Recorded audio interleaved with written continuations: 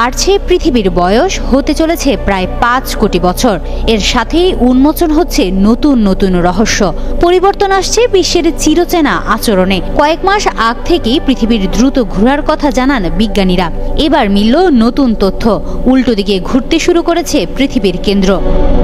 বিজ্ঞানীদের মতে এই পরিবর্তন কোনো অস্বাভাবিক ঘটনা নয়। তারা বলছেন পৃথিবীর অভ্যন্তরীণ লোহিত কেন্দ্র প্রতি 35 থেকে 70 বছর অন্তর তার ঘূর্ণনের দিক পরিবর্তন করে।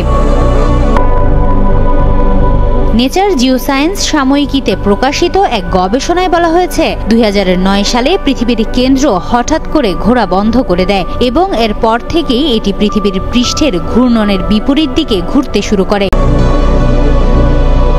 গবেষকরা 1995 থেকে 2021 সাল পর্যন্ত বিভিন্ন ভূমিকম্পের সুনির্দিষ্ট তরঙ্গ ও সময়ের ডাটা বিশ্লেষণ করে এই সিদ্ধান্তে পৌঁছেছেন।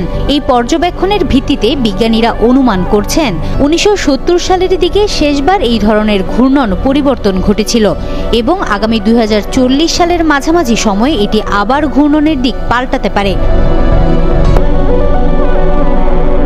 চীনের পিকিং ইউনিভার্সিটির এক গবেষণায় উঠে এসেছে পৃথিবীর কেন্দ্র তার ঘূর্ণনের দিক বদলে এখন পৃষ্ঠের বিপরীত দিকে ঘুরছে। দীর্ঘদিনের ভূমিকম্প তথ্য বিশ্লেষণ করে প্রকাশিত এই গবেষণা বিজ্ঞান মহলে যেমন আলোচনা সৃষ্টি করেছে, তেমনি সাধারণ মানুষের মাঝেও কৌতূহলের জন্ম দিয়েছে।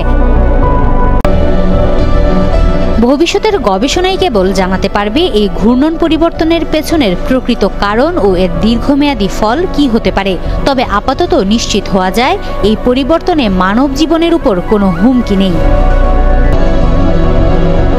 বিশ্বজুড়ে এই গবেষণা জনমনে এক ধরনের উদ্বেগ তৈরি করলেও বিজ্ঞানীরা আশ্বস্ত করেছেন যে এর ফলে পৃথিবীর পৃষ্ঠে বসবাসকারী মানুষের উপর কোনো বড় ধরনের প্রভাব পড়বে না।